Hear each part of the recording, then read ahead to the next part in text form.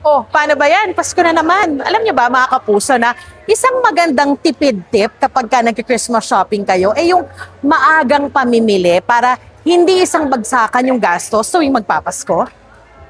Sakto, formal nang binuksan dito sa Philinvest 10 sa Alabang Muntinlupa itong Noel Bazaar, ang isa sa mga longest running Christmas bazaar sa buong Pilipinas at nagdiriwang sila ngayong taon ng ika-25 anibersaryo. Mula ngayong araw hanggang sa Linggo, October 19, ay bukas itong Noel Bazaar mula 11 a.m. hanggang 9 p.m.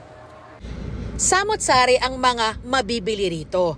Meron ditong iba't ibang klase ng pagkain. Kung gusto ninyong mag-food trip, meron din syempre yung mga Christmas decorations. Meron din ditong mga sapatos, bag, at meron ding iba't ibang klase ng mga accessories. Meron din dito na mabibiling pwedeng pangregalo ng mga gamit sa bahay. At syempre, hindi mawawala ang mga damit.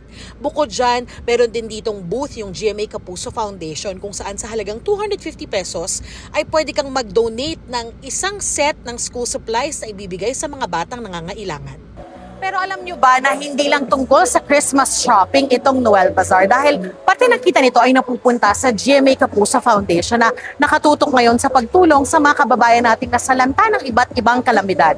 Kaya nakapag-shopping ka na ay nakatulong ka pa.